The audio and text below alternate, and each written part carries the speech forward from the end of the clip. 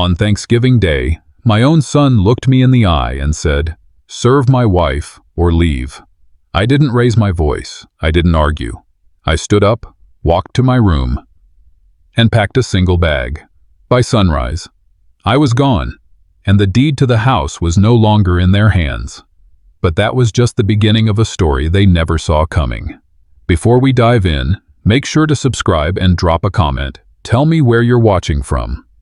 The scent of cloves and sweet potatoes filled the kitchen, curling up from the pot like memories too warm to be unwelcome.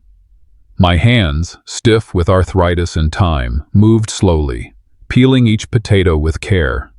The knife wasn't sharp enough, but neither was I, not anymore.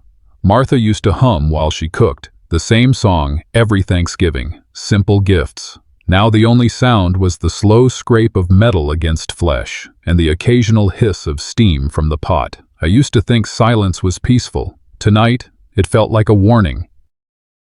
And the table in the dining room was already set when I peeked through the doorway. Leora's laugh rang out, high and polished, as she floated between the chairs, fluffing napkins and adjusting cutlery. Denton stood by the fireplace, sipping his beer, nodding at whatever her cousin was saying about Oregon wine. My granddaughter, Isla, sat cross-legged on the rug, drawing something on the back of a catalog page. No one looked toward the kitchen. This was my house once. I paid the first mortgage, laid the tile in that very kitchen. Martha and I hosted 30 Thanksgivings here. Every year, she'd buy fresh cinnamon sticks and tuck one in each napkin ring. But this year, no cinnamon, no napkin rings either. I finished the potatoes and started on the stuffing. Isla always said it was her favorite. I wondered if she'd say it this year, or if Leora had told her not to. A part of me hoped she wouldn't say anything at all. Safer that way. When the doorbell rang, Leora called out, "Can you get that, Dad?" Without turning around, I wiped my hands and shuffled down the hall. A younger couple stood at the door, her friends from work. I welcomed them, then stepped aside. No one introduced me. Back in the kitchen, I noticed something odd. No plate had been set for me at the dining room table. Every seat was full, every name card written in gold ink. Even Isla had one, Princess Isla, in swirling letters. Mine was missing. I stood quietly for a beat too long. Leora swept in, carrying a platter of rolls. "Oh, Dad," she said brightly. "We figured you'd be more comfortable eating in here, you know, closer to the stove and all." Before I could respond, Denton appeared behind her. "Yeah, that way you don't have to walk far with your knee. We'll bring you a tray. Just relax." Relax. They handed me a plate like I was a patient in recovery. No argument rose up in me. It was too old, too tired. I just nodded and sat at the small table in the corner, next to the microwave. The chair creaked beneath me. Not mine anymore. Not really. Their laughter drifted in from the dining room, louder than usual. I didn't touch the food right away. The stuffing looked the same, but everything tasted different in silence. Later, after the guests had left and the dishes were piled in the sink, I wiped down the floor under the table. A small, folded piece of paper peeked out near the baseboard. I picked it up carefully. It was a hand-drawn card, crayon lines, a turkey with 6 mismatched feathers, and block letters. "Grandpa, I love your stuffing. You're the best part of Thanksgiving. Isla." My chest tightened. I slipped the card into my pocket. No one saw. No one needed to. In the hallway, I heard Leora laugh again. "He's just old-fashioned," she told someone. "Loves being in the kitchen. Keeps him busy. Keeps me out of the way. More like..." Martha used to make me carve the turkey at the head of the table. Everyone would stand for grace, even Denton. She'd squeeze my hand under the table, smile at me like I'd built something worth sitting in. Tonight, there had been no grace, no carving knife handed to me, only a tray and a chair in the corner. The wine glasses clinked. Isla's giggle rose for a moment, then faded. No one came to the kitchen. I washed the dishes alone. The hot water burned a little, but I didn't turn it down. Eventually, Denton poked his head in. "Dad, mind handling the silverware too?" I nodded. What else could I do? He disappeared before I answered. I dried a single fork slowly, watching the November dusk settle in through the window. The sky beyond the pine trees was darkening, and so was something else I couldn't quite name. Maybe next year. I wouldn't be here to carve anything. There was no chair for me at the table, not a folding one tucked in the corner. Not even a stool, just 12 gleaming seats wrapped in cinnamon ribbon, all perfectly arranged beneath Leora's centerpiece of plastic gourds and glitter-dusted pine cones. I stood by the archway, uncertain for a beat too long. No one noticed, or if they did, no one moved. Leora, placing napkins in deliberate curls beside each plate, looked up briefly and said, "Don't worry, Dad. Just take your plate to the kitchen." Her voice was smooth as honey, practiced. Someone chuckled nearby, maybe the cousin who brought store-bought pies. I picked up my plate, already filled, and turned without answering. In the kitchen, I found the small table from the garage, the one we used for crafts when Isla was 5. One chair waited beside it, plastic, gray, no tablecloth. I sat. The stuffing tasted the same, but everything else, duller. From the dining room, Denton's voice rose over the clink of silverware. "I just want to thank my incredible wife for everything she's done to make this day perfect." Guests murmured agreement. "I mean, look at this spread," and to my co-workers at Wexler Financial, especially Marcus, who's here with us today, thanks for being family, not just colleagues. My name didn't come, neither did my glance, not one acknowledgement. I looked down at the untouched cranberry sauce, its surface trembling slightly. That same table once held my carving knife. I used to lead grace, my voice shaking only slightly near the end. After Martha's funeral, we would all hold hands. Now there was no prayer, no hands held, just raised glasses and polished teeth.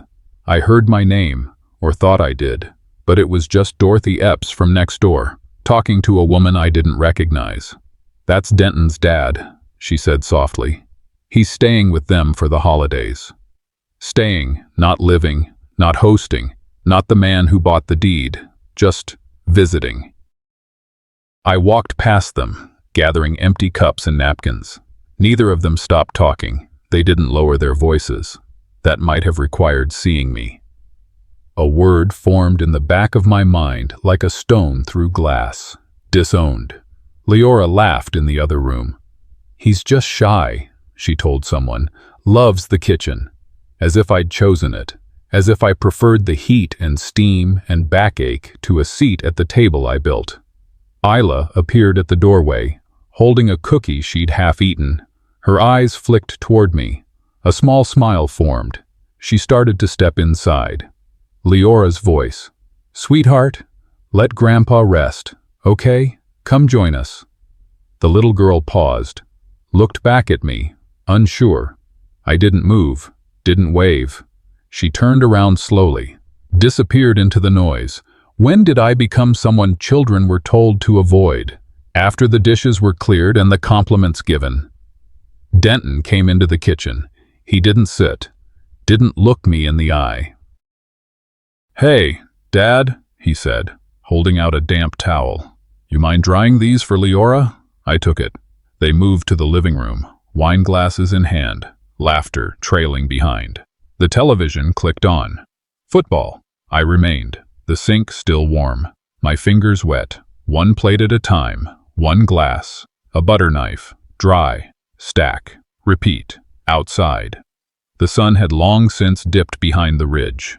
The only light came from the overhanging fixture, buzzing faintly, casting my shadow across the counter. No one raised their voice.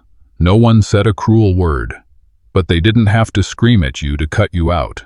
They just stopped seeing you. The house finally went still. Not the kind of stillness that soothes, the kind that follows a party you weren't really invited to. The dishwasher hummed its final cycle as I sat alone at the small kitchen table, hands wrapped around a cup of coffee that had gone cold before the first sip. The lights in the hallway had been dimmed.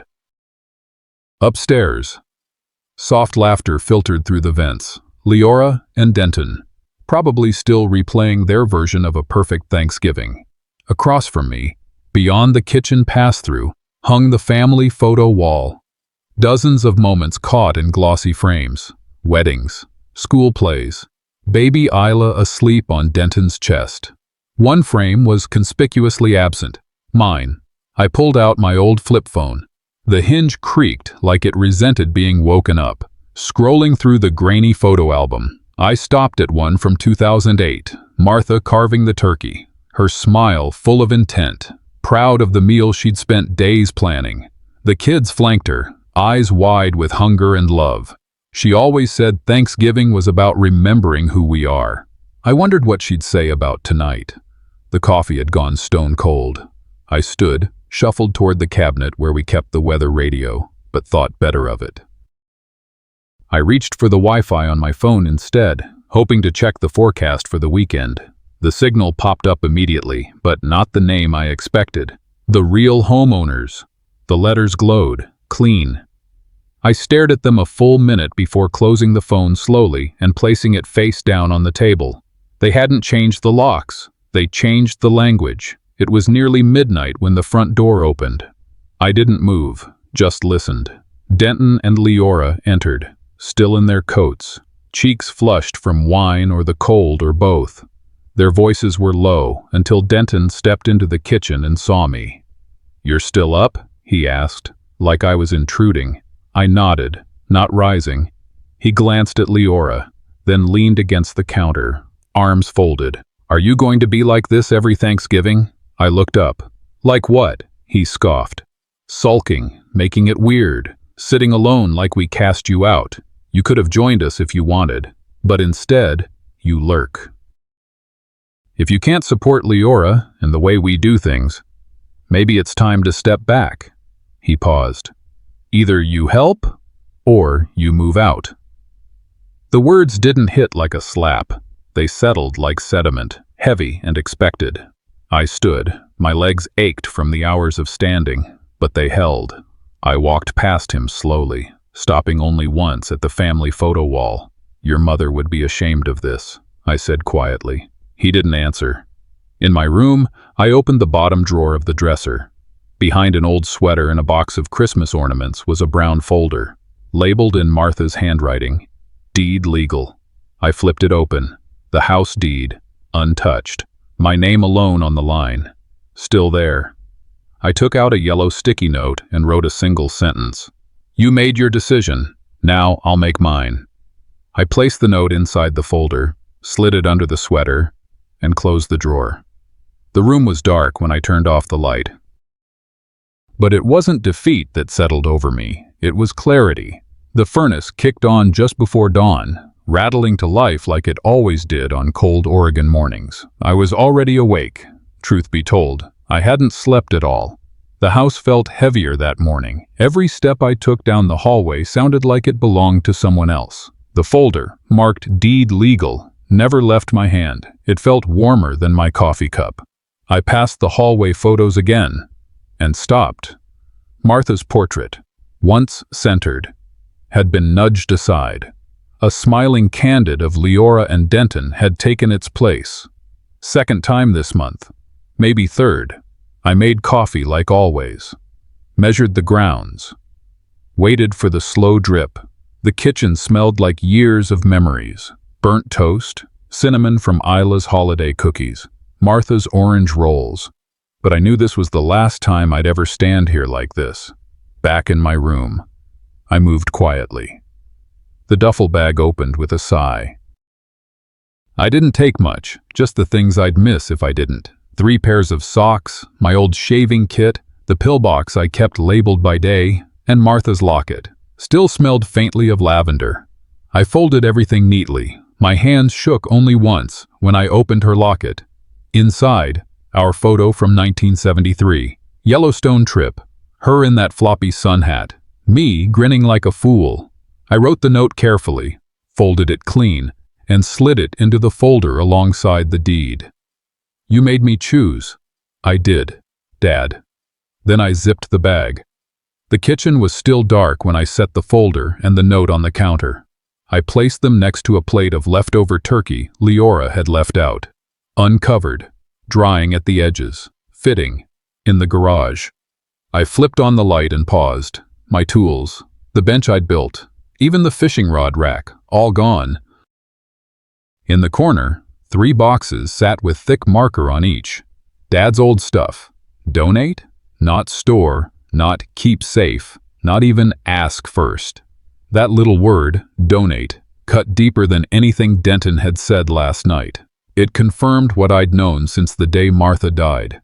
They'd been waiting for the right moment to move on without me. I walked back through the hallway. The fridge still held Isla's crayon drawing, a crooked heart with Grandpa written in purple glitter pen. I ran a finger along the edge, but didn't take it. Some things needed to stay. The front door opened without a creak. Morning light spilled across the pine-lined driveway. Not a soul stirred in the house. I didn't leave a key. I didn't close the door hard. Just walked out. The Buick started without hesitation. 20 minutes later, I pulled into the gravel lot of the Pine Lodge Motel, green neon flickering against the fog. A place I hadn't visited in decades. Back when Martha and I needed an overnight stop during a plumbing repair, the man at the front desk looked like he hadn't shaved in 2 days. "How many nights?" "1," I said. Then, after a beat, "Maybe longer." He didn't ask for more. Room 6B smelled faintly of lemon cleaner. The walls were thin, the curtains faded, but it was warm and private.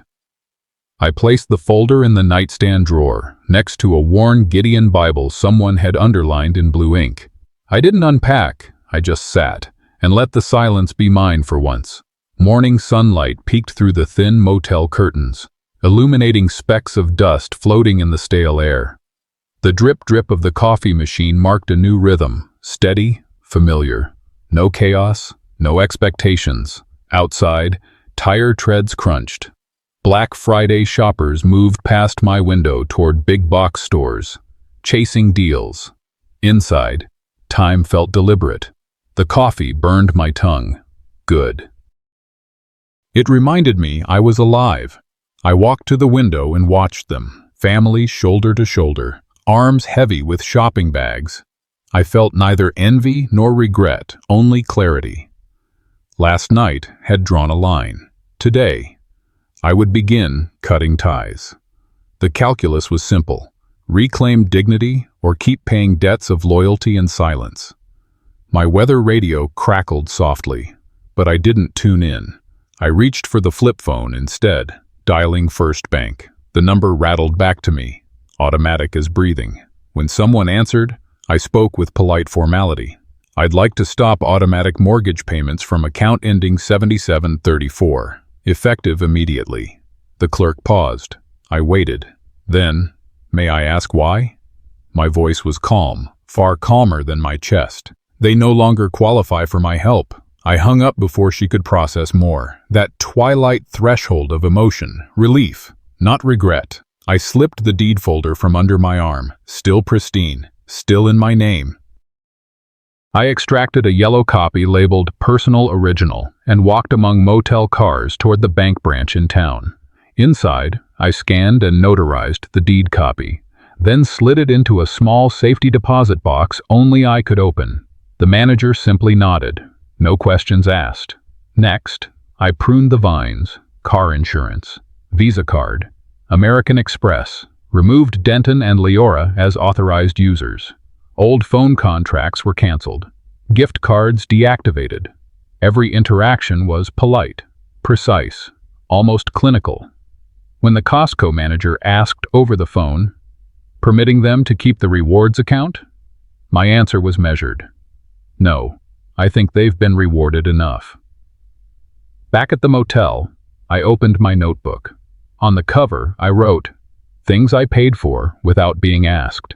Inside, I listed each item: college tuition, wedding bouquets, Christmas trips, medical bills, not their bills, but mine.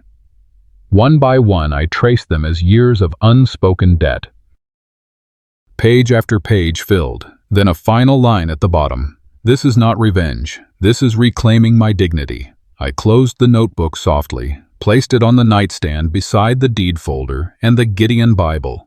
The Bible had belonged to someone else, but I liked the idea of convergence, a quiet merging of what matters and what endures. The motel's fluorescent light buzzed above. No thank you card, no applause, just the hum of the fridge, the stillness of a man who'd given too long. I sat at the small table, held the notebook, stared at the wall. The only thing I owed now was the truth I'd reclaimed. Saturday morning arrived with a sky washed in gray, the kind that didn't bother with sunshine or rain, just stillness. I shaved carefully, knotted the one tie I owned, and pulled on a jacket that hadn't been worn since Martha's memorial. The cuffs were a little tighter now, but the shoulders still sat right. I studied myself in the mirror. The lines on my face had multiplied, but so had something else, an edge, not anger, just resolve. When you want people to take you seriously, I murmured, straightening my collar, dress like they owe you something. The ride to the Flathead County Courthouse was uneventful. A squirrel darted across the road. A church marquee said, "Be kind. You never know who's bleeding inside." At the clerk's office, the woman behind the plexiglass partition looked up when I slid the folder through the tray. Inside, the deed, a notarized affidavit, and a typed letter of intent. "I'm filing a notice of revocation of residency rights," I said, "effective immediately, for 2 occupants, Denton Greaves and Leora Albright." Her fingers paused on the keyboard. "You're certain?" I looked her straight in the eye. I was sure the moment they treated silence like consent. The documents were stamped, copied, filed. I walked out lighter than when I walked in, but not by much. That afternoon, back at the motel, I replayed the last image before I left the house. Not the turkey, not the boxes in the garage, but the wall. The wall where family photos had once lined up like a living timeline. Martha's portrait had been front and center for years. Her smile anchored the room. The night I left, it was gone. Not moved, removed. The space where her picture had been held only a faint outline in dust. I touched it. My fingers came away gray. They erased her, I had thought, still and stunned. Like she was furniture, like she'd never warmed this home with her laugh. It hadn't been about the chair, or the tray, or the jokes made over wine. It had been about that empty space. That was the moment I stopped defending my place and started protecting what was left of her legacy. The phone buzzed in my pocket. A voicemail had arrived. I ignored it for now. Instead, I opened a small jewelry box I'd kept in my sock drawer for years. Inside was her wedding band, still polished, still whole. She used to twist it around her finger while she thought. Now, I held it between thumb and forefinger, a grounding stone made of gold. "They didn't just lose my support," I whispered. "They lost her spirit too." Later, I opened my notebook and listed out what came next. Follow up with clerk. Renew safety deposit. Amend will. I paused before the final line, then wrote it slow. Final confrontation. Not if, but when. The sun dropped behind the motel sign. I sat back on the bed. Not tired, just expectant. The phone buzzed again, a voicemail from a number I didn't know. I pressed play. "Lowell, this is Corbin Tellis. I reviewed the documents. You did the right thing, but be ready. They won't go quietly." The knock came just after 9, 3 soft taps, like someone unsure they should even be there. Dorothy Epps stood in the hallway, her coat buttoned up to her chin. Her hands were wrapped tightly around a Tupperware of orange cranberry bread. "I was going to drop this off yesterday," she said, stepping inside when I opened the door. "But, well, there's something else."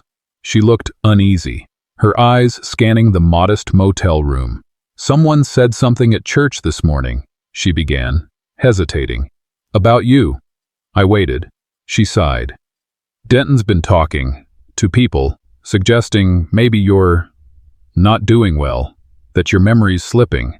There was no tremor in my hands, no fire in my words, just a stillness that settled into the room like dust. "He told the pastor you left confused," she added, "and that they're worried you might not be safe on your own." I thanked her, took the bread, and didn't say much else. But inside, something clicked, a subtle but undeniable shift, the kind that doesn't explode, but detonates slowly from the inside out. After she left, I sat on the bed and stared at the yellowed ceiling. Then I picked up the phone and called the bank. The woman on the line confirmed my identity, then paused when I asked, "Have there been any loan applications submitted under my name?" Another pause. "There was one, actually," she said, "about 2 weeks ago. Flagged for fraud and automatically rejected. Something about the signature not matching historical records. I wasn't notified. Since it didn't go through, our system doesn't escalate it." I hung up, jaw set. The damage hadn't landed, but the attempt had. "He wasn't just preparing to replace me," I muttered. "He'd already started the paperwork." I pulled the storage box out from under the bed and began to sort every financial document I had. Mortgage statements, power of attorney forms, insurance declarations. By noon, the bed looked like the aftermath of a detective's office, papers sprawled in concentric circles. At the center was the deed, untouched, still mine. A memory pushed its way in from the corners of my mind. Years ago, Denton had asked me to co-sign for a used car, his first job out of college. I didn't hesitate, didn't ask questions. That trust had been effortless then. It was armor. And now, it was ammunition. I called Corbin Tellis. He picked up on the first ring. "Tell me everything," he said. I explained the dementia whisper campaign, the attempted loan, the growing effort to make me legally invisible. He didn't pause. "That narrative isn't accidental. It's coordinated. He's building a case, one designed to discredit you if this ever goes to court." What do I do? Start documenting everything. Get a cognitive baseline. Now, pay cash. Keep it separate. We'll protect you on paper before they try to erase you in spirit. That afternoon, I visited a private clinic in the next town over. No insurance. No record trail. The test was straightforward. Memorization, recall, logic puzzles. I scored a perfect 30 out of 30. The physician shook my hand. "I hope this was just a precaution," he said. I smiled, tired. "It's a firewall." Back at Pine Lodge, I filed the result into the same folder as the deed and affidavit. I opened my journal and wrote, "This time, when I'm erased, I'll leave my outline inked in legal ink." Just as I closed the drawer, my eyes landed on the church flyer Dot had left behind. On the bottom corner, a picture of Denton, grinning wide, arms around a small prayer circle. The caption read, "Faith, Family, Foundation." I stared at it longer than I meant to, and then I turned it over and wrote one word on the back: facade. The motel was quiet. No vacuum cleaners humming, no kids banging doors, just the ticking of the old wall clock above the coffee maker, and the low hum of my laptop warming to life. I sat at the table, notebook open, pen in hand. A small voice recorder rested beside the keyboard, black, square, unassuming. I'd left it running in my duffel during my final days at the house. It was meant to catch my own thoughts, but it caught something else entirely. The first clip played softly through the laptop speaker, background clinks of silverware, murmured chatter. Then Leora's voice, clear as a bell. He's just waiting for someone to tell him what to do. A guest laughed. A toast followed. I paused, wrote the timestamp. Thanksgiving dinner, Nov 24. Mockery. The next clip came sharper. Denton, unmistakable, slurring just slightly. "The old man will cave. He always does." Leora again, low and smug. "And if he doesn't, we've got ways, just like we talked about." I didn't flinch, didn't frown. I clicked Save and renamed the file. Evidence, Willful Manipulation, Nov 24. It wasn't a confession, but it was a map, a thread leading backward through a tapestry of control. A third recording queued up, this one by accident. Saturday morning, at the bank. I must have left the recorder running when I pulled out my phone. Denton's voice, over speaker. The house will be mine by Christmas, one way or another. Then a second voice, male, muffled, older. You got the fake appraisal? Silence followed. Then a quiet click. The call had ended. I leaned back, exhaled slowly. This wasn't desperation, I said aloud. It was premeditation. The folder labeled Deed Legal sat to my right. I reached for it, slid the transcript pages in, one by one. Then I opened my email. Subject line, backup plan confirmed. Attachments, 3 audio clips, 4 transcripts, 1 scanned affidavit. Corbin Tellis responded within 15 minutes. Understood. We fast-track from here. Recommend full property protection filing. This qualifies as pre-fraud behavior. Potential criminal implication. Are you ready to move forward? I replied with a single word, yes. No hesitation, no emotion. The printer chugged out the full record, evidence, quotes, time logs, clipped photos of the donation boxes in the garage. I hole-punched every page and slid them into a binder I labeled in thick black marker, Nov Dec War Journal. At the top of the first page, I taped a quote from the final transcript. He doesn't even remember where the deed is. I smiled, not wide, not bitter, just enough. I never forget what I paid for in full, I whispered. The knock came just as I clicked the binder shut. Not urgent, not hesitant, but there. I stood up, slowly. No fear in the bones, just calm and purpose. The courtroom smelled like lemon polish and paper. Early morning sunlight spilled through the blinds, casting slats of light across the bench. My name echoed softly in the air, followed by the sound of shuffling documents and the muted clicking of a stenographer's keys. I sat straight in my chair, not stiff, just certain. Denton sat 2 tables away, in a charcoal suit too tight at the neck. Leora was not with him. Corbin Tellis adjusted his tie beside me and leaned in, voice low. He's already on edge. Just be yourself. The bailiff called the hearing to order. The judge, a woman in her 60s with silver-streaked hair and clear glasses, read from the docket. Denton had filed a motion to contest the eviction on grounds of mental incapacity, my supposed dementia. When asked to speak, I stood and answered plainly. My name is Lowell Greaves. I am 78. I have full mental capacity, documented and certified. I vacated my home voluntarily. I revoked residency rights based on repeated mistreatment. The judge asked questions. I answered them all, clear, direct, measured. No performance. Just fact. Then Corbin stepped forward and handed over a thick envelope. Exhibit A, a cognitive assessment, scored and signed. Exhibit B, a notarized will, executed prior to Thanksgiving. Exhibit C, 3 audio recordings from November 24th, evidencing manipulation and coordinated coercion. He pressed play briefly. Denton's voice emerged. The old man will cave. He always does. Leora's followed. And if he doesn't, we've got ways. Corbin stopped the playback. The room went silent. Denton rose, flustered. Your Honor, he doesn't understand context. Those were jokes. The judge cut him off sharply. You don't get to cry elder abuse when the elder is more prepared than you are. She turned toward me, pen in hand. Mr. Greaves, this court affirms your sole legal ownership of the property and your continued capacity to make binding decisions. Case dismissed. Corbin nodded once. Told you. Outside, the sky was pale blue. I didn't celebrate.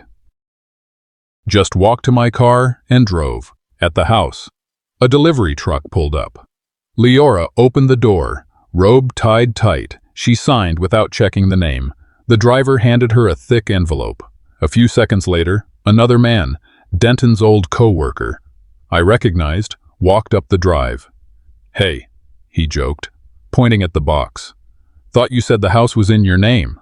Leora opened the package. Inside, 3 credit card denial notices, and a Costco reward summary, all addressed to me. Her face froze. The man shifted uncomfortably, then muttered something and walked off. She slammed the door. Through the window, I saw Denton pacing, red-faced. He picked up the mail, read it, and hurled it against the wall. "You said he wouldn't fight back," he yelled. Leora didn't raise her voice. "You promised me this house." It was the only time I'd ever seen her look tired. Across the street, parked by the curb, I sat in my Buick, notebook in my lap. Dorothy Epps walked by, hands in her coat pockets. She paused, looked at the house, then at me. "You did what you had to do," she said. I nodded. No smile. That evening, at Pine Lodge, I opened my journal and wrote one line beneath a photo of Martha I'd taped to the inside cover. Sometimes the hardest part of truth is watching people choke on it. The motel was still half asleep when I poured the first cup of coffee. Outside, frost kissed the windshield of my car. I sat at the table, papers fanned before me, double-checking every signature, every line. One last review, one last shift. Martha's wedding band sat beside the documents. I picked it up, turned it in my fingers, and slipped it into my coat pocket. She'd never needed much noise to feel present, just an intention carried through. Beside the folder, I placed a short note in my handwriting. A house isn't a gift when it's treated like inheritance. It's a burden. Unless you give it where it can breathe again.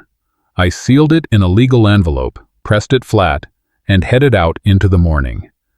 The county clerk's office was quiet. Fluorescent lights buzzed overhead. Filing cabinets lined the walls. I handed over the documents without ceremony. The clerk reviewed them, her brow arching slightly. "You're transferring the deed to the Montana Veterans Housing Initiative?" I nodded. She smiled. 3 families will live there. You're helping them get back on their feet. I didn't say much, just signed where they pointed and slid the folder across the desk. Finality didn't need fanfare. Back at Pine Lodge, I pulled out a binder. Inside were wedding receipts, tuition invoices, hospital bills, mortgage payoff letters, each page labeled by year and event. I took my time arranging them chronologically. At the front, I added a cover page in large type, what was never counted until now. This wasn't accounting. It was acknowledgement. I boxed the binder carefully, addressed the package to Isla, taped a note on top. "Your father never saw what was given, maybe you will." It didn't come with guilt, just truth. The phone buzzed once. Voicemail from Denton. I played it on speaker. "You're making a mistake. That house was supposed to be ours. You'll regret this."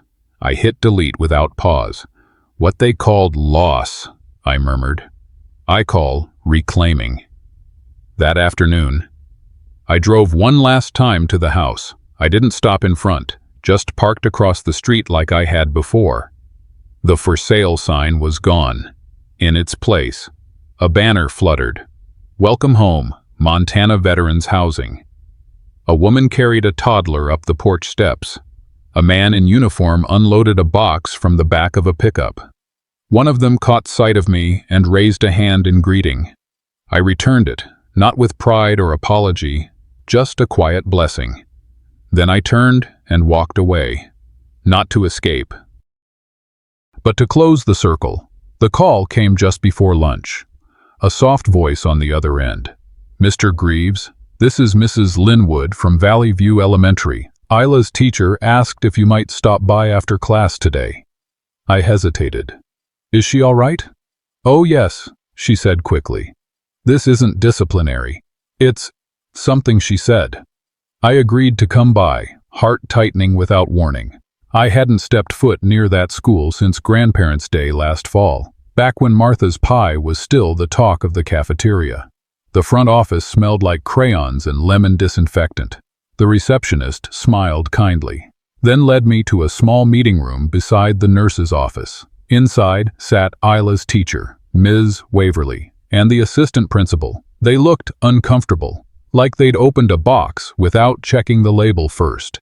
Ms. Waverly slid a sheet of construction paper across the table. It was a child's drawing, a house, split in two. On one side, me, alone, beside a stove, On the other, Denton and Leora, mouths open, scribbled red above their heads. Between us, a line like lightning. In shaky block letters, Grandpa didn't yell, Daddy did. I read it twice. She drew this during art, the teacher explained gently. Then told the class she wasn't thankful this year. Said, Mom told Grandpa he didn't belong. I nodded slowly, pressing the paper flat with both hands. Children don't lie the way adults do, I said softly. They tell the truth by accident. They let me see her briefly, just in the hallway. Isla came out hugging a workbook, her ponytail a little loose. Grandpa, she beamed. I bent to meet her eyes. You all right, sweetheart? She nodded, but her smile faltered. You always helped. You bought the turkey. Mommy said, you don't do enough. I kept my voice steady. You did nothing wrong, sweetheart. Grown-ups forget things sometimes. Even when they shouldn't. She hugged me then, fast, tight, and real. I didn't move for a while. When I returned to the motel, there was a note under my door, Leora's handwriting. I sat down before opening it. I didn't know she noticed.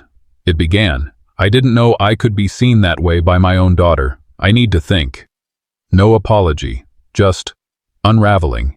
I folded the letter and placed it beside the drawing. Later, I added both to the journal. I wrote beneath Isla's picture. She saw what mattered, without being taught, without being told. I didn't call Leora, not yet. But that evening, I bought a small stuffed owl at the gift shop across from the motel. Isla had loved owls since she was 3.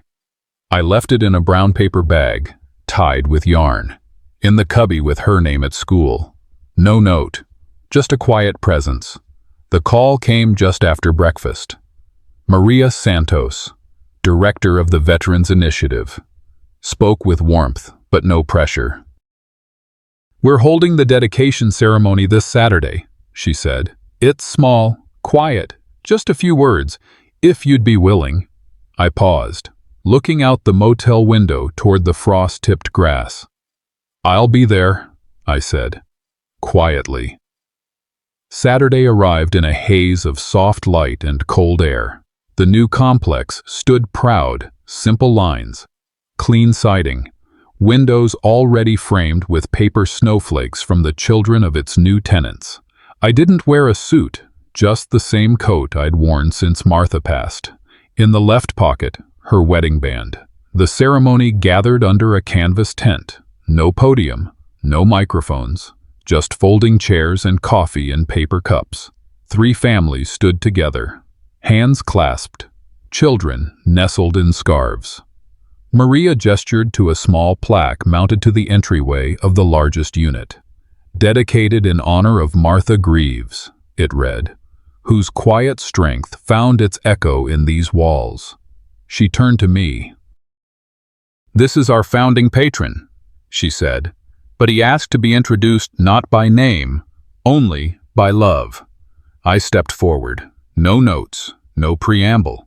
This house was meant to hold stories, I said. Not silence. That was all. That same morning, the Klamath Tribune ran a story on its front page. 1 man's exit, 3 families' new beginning. It detailed more than the house. My history of quiet donations to shelters, school drives, winter coat campaigns. It quoted Isla's drawing. Grandpa didn't yell, Daddy did. I read the article at the motel, folded the page, and slid it into the war journal with care. By dusk, a knock came at my door. Leora. She looked smaller than I remembered. Not weaker, just peeled back, real. You didn't destroy us, she said. You exposed us. She held out a photograph, creased, sun-bleached at the edges. Martha, barely 30, laughing as she held baby Denton on her hip, the kind of laugh you don't pose for. I found this behind the pantry shelf, Leora added. Thought you should have it back. I took it. No words passed between us. She left with no promises. Just less armor than before. That evening, I sat on the balcony outside room 6B. The Veterans Complex glowed across the street. Warm windows, laughter muffled by walls not yet tired. Some endings aren't apologies. Some are acknowledgments that truth can no longer be silenced. I opened my journal, flipped to the last page, and wrote, I was not erased. I was remembered the moment I remembered myself.